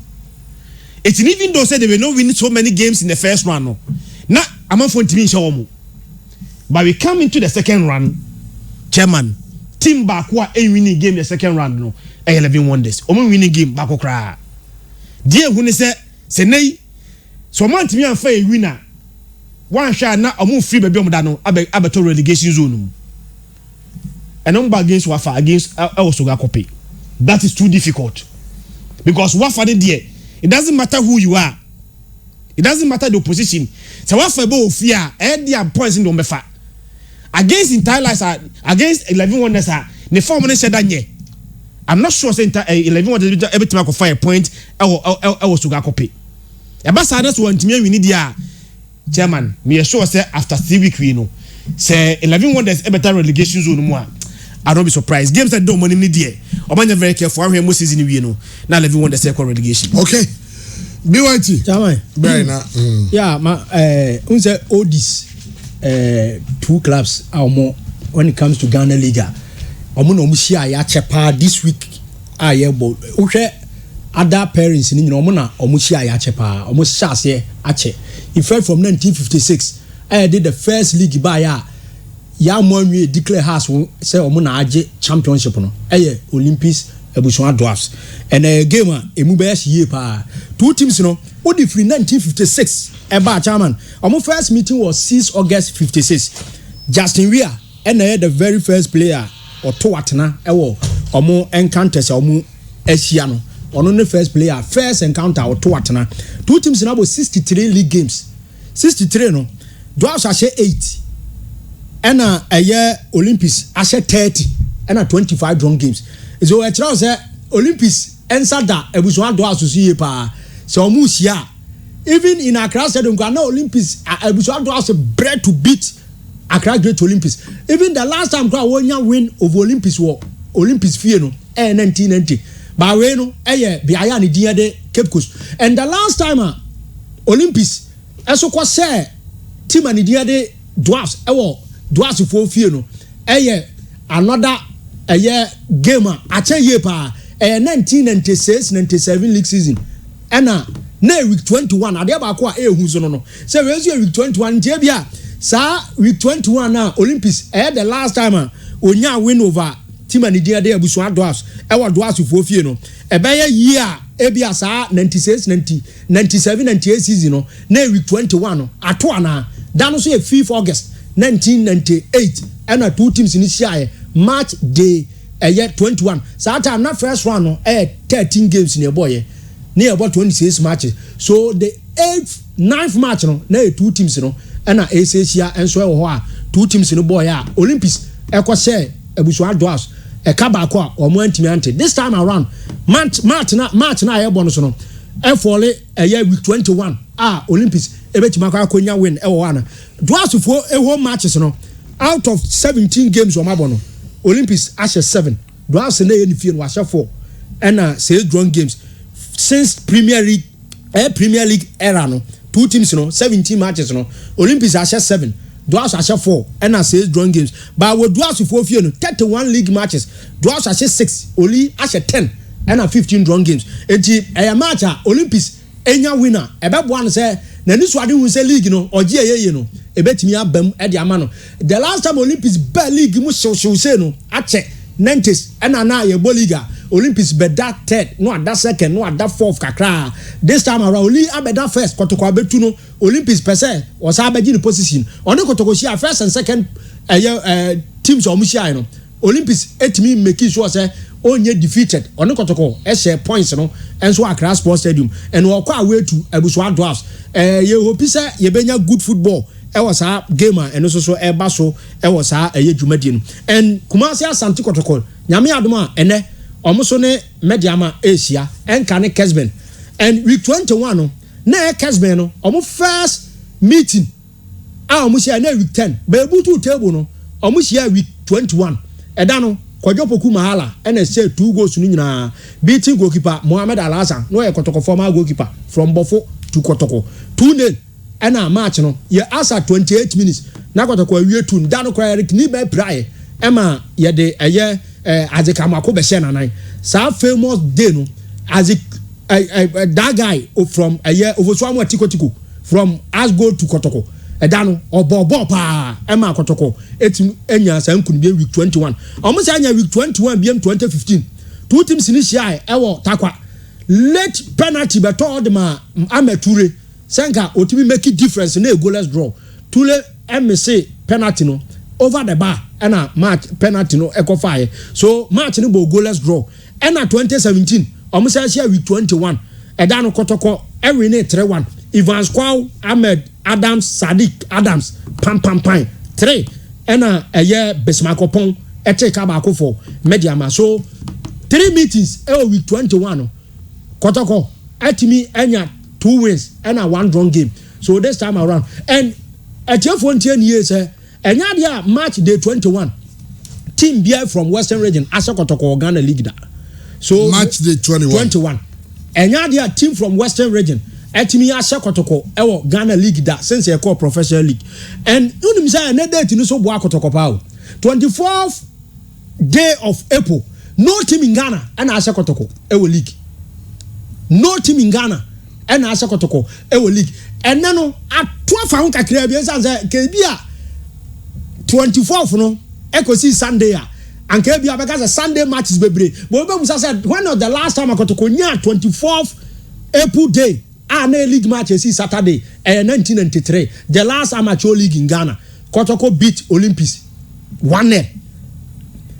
Olympics team of Simonado, Mohamed Polo, Daniel Ado, Nida Kwankra, David Dankamo, Ewurem, Kumase, Kotoko, make sure say 3 points no, cow. But Saturday matches are Kotoko Abon or Boasano, Ayana Koye pa 1994, Kotoko Shas good, 2-0, Kotoko SRTU, and also you had the match no RTU home. But yeah na 2012-13 RTU be relegation, so Banu from Tamale. So sa match no so Kotoko enya win 2-1.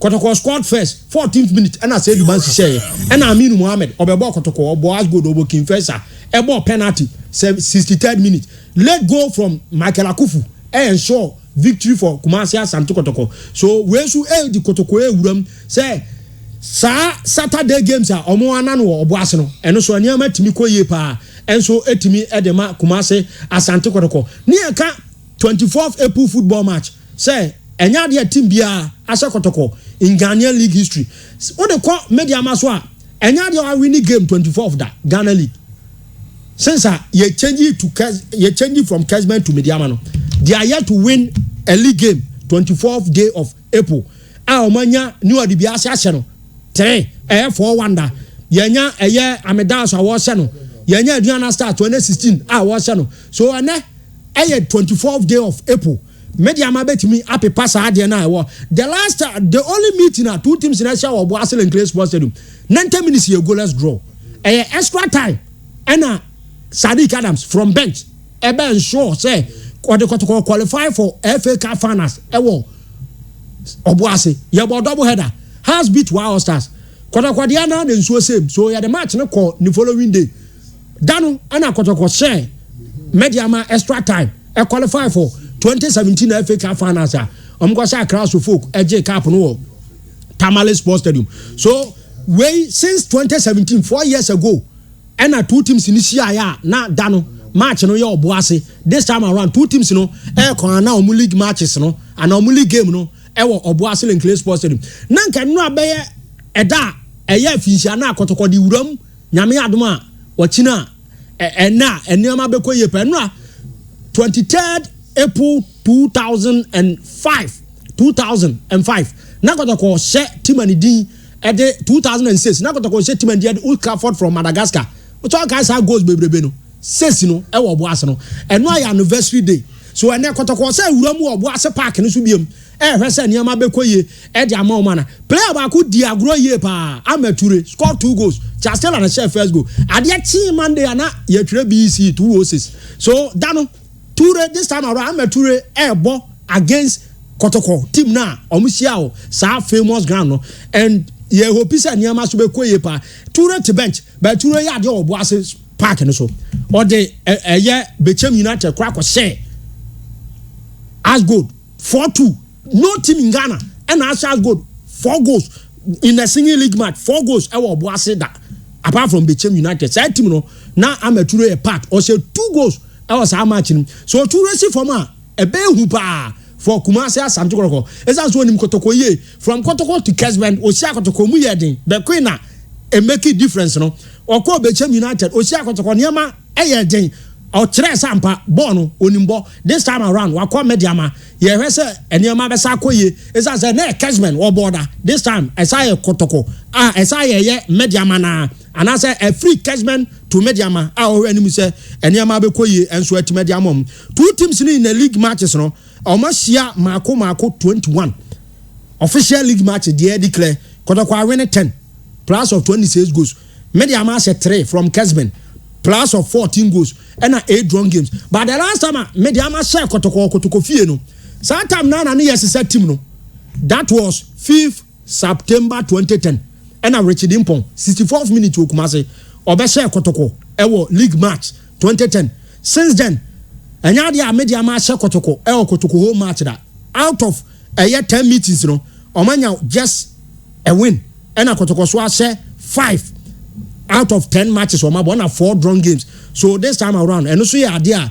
ye di wuram say 2 teams no ene ama so betima akoye e de ama omumu baako enso eho chairman team ani dia de has ne Karela si for ma darling power we na darling power so yeah Kotoko 24th April obi an Kotoko league dan has is 25th April since 76 a mo che azaka share no enya de a team bia se kuma eye has da e 25th April da Ghana league say has a bought 25th April enya de team bia se Accra so folk e Ghanaian league history da so ye hwe animu 25th April 76 omo ko share aguna fankoba omo didi mu omo hyesa and 25th April 1999 minim so be ka sa match na do yensa J 5-1 has nsano no Ishmael Ado scored hat-trick baako first 4 minutes penalty pine eda no ye abrante friend say Joe Fameye ena Savior o say Kofiko twa no na refugee penalty Emmanuel Ajogu scored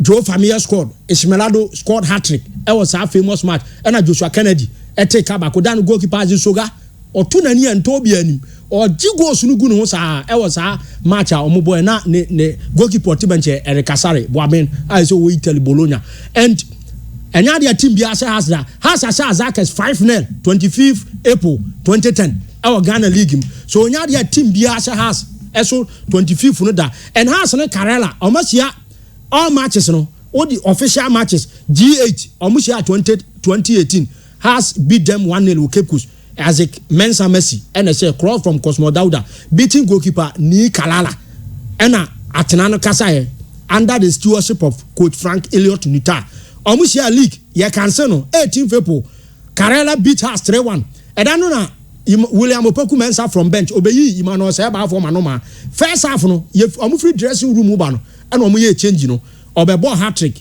against Accra Folk Daniel Kwade scored first 11th minute by a we no cross from Kobina Womford by a year na has either from 3-1 day 8 omusia NC tournament has elusu first leg goalkeeper Rochmonai and a testis defeat no Solomon Safu Taylor and a share 42nd minute omusia sia yebutu table no has so Christopher Boni penalty and so abra as a kwan kofa o Daniel Kwade Emma Kem Grant emeki so has ebe win this match no 2019-20 cancel league no our compact goalless draw 2020-21 has now day 4 ewa Accra goalless draw so 6 matches has asemienu as 3 goals and Karela asemienu as 4 goals and 2 drawn games so 2-2-2 by league match there say your official the word league has in share Karela da yeah 3 matches no 3-1 bako goalless draw mienu enya dia has as Karela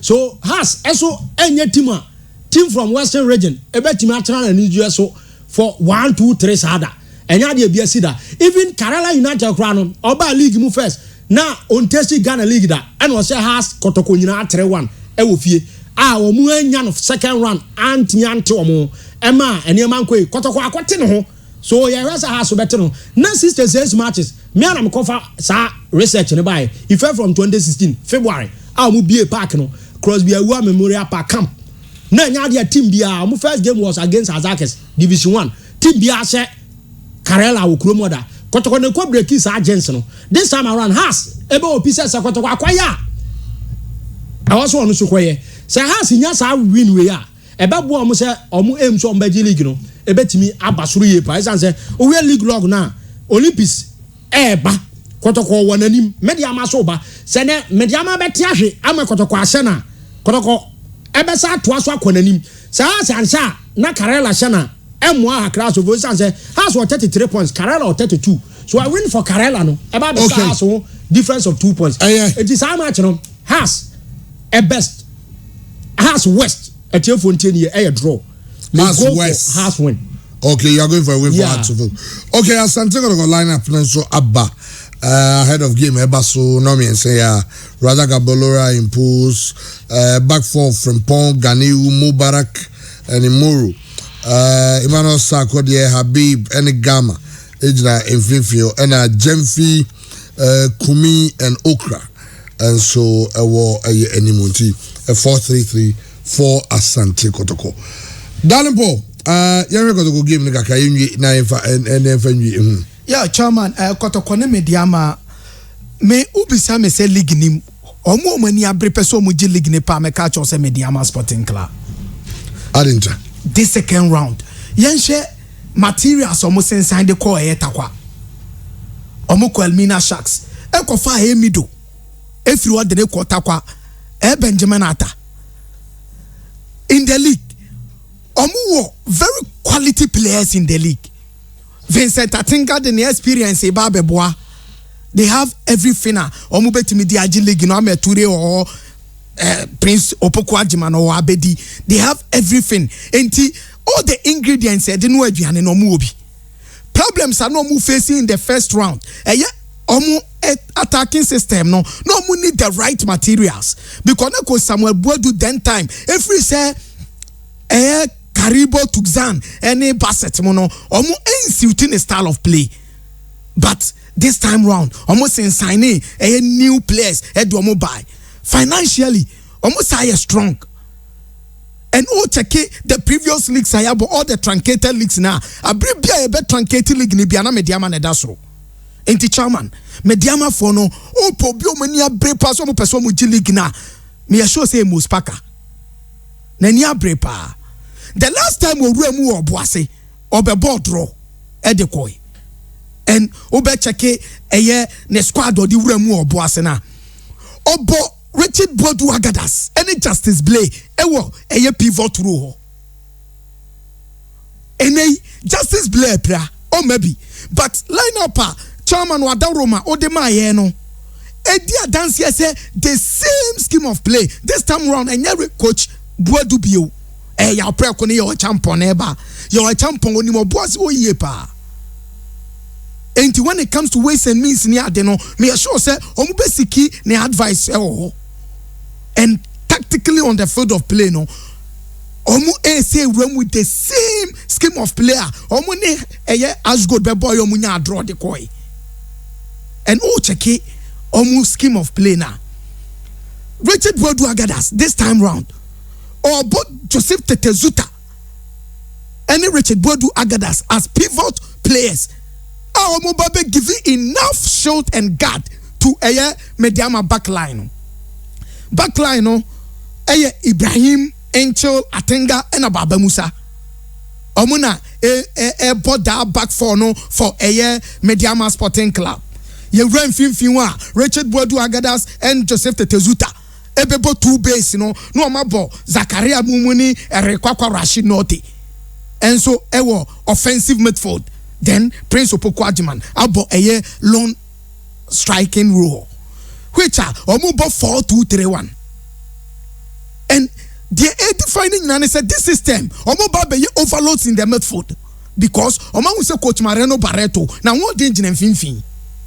And chairman, who they line up na my Coach Mariano Barreto similarly as the same tactical play now no so di uram because yenya Branty Habib Mohammed and him on a circle there in the lineup and almost be give enough protection to Kotoko back for no Samuel Frempong Imoro Ibrahim Ganiu Ismail Yusuf Mubarak but one thing is ene Mudasiru Salif Mobi but equally omo Emmanuel Sakodi Oba Beshawo the last time against Olympics or boy Kwame Adon Frempong so is part of the team but so what check bibia Mariano Barreto buy and 4 games now abono wa concede only one and was 7 goals and this 7 goals no Gani Washebi Gama Shebi Andy Kumia Shebi Michael Vinicius and Godfrey Siama and a defining fluidity up front Kotoko anymore Kotoko for all the men omo betima go anymore but this time round omo boy tia a very compact defensive system of Mediama were very nice team. They have very good defensive setup. They have very good midfield players. And Mediama Kotokwanya careful. Mediama betima ba benya draw kurumwa. Regardless of all the historical antecedent na BYT de no. Tactically, I was a Coach Mariano Barreto. Very careful. Now adapted to planner obetimi dianya go. The transition from the midfield to the attacking tape. Chairman, yanko Carrera ni house of folk. Carrera in recent games, you know, retrogressing. They are retrogressing in form. Oh, check it, the last 5 games I made Carrera Aboa. Carrera lose 3. Wa draw 1. Anna wa winning 1. And Chelsea Carrera and what they are not able first leg na ni enim no, first round na ni enim no retrogressing. But the positive omen for Carrera, and it's a Carrera this time round omubo ofie, and it's good omen for them. BBM yenyina yenim abromu ne eye kotoko bono kotoko nsem bi omo be ka kire ye se root to be omo faaye as God nsu konya draw no as God nsu be kan preparation omo dey wura into this game ene ko Samuel Boadu e say wuram e wo ground so e wo den so obetuma kwa konya win which is nyina say 10 games omo bono Carrera I win 8 omo only one omo draw 1 okay yamba dia kan ma etiefo na omo mbrem because of time you know na remember yen che nnua ohim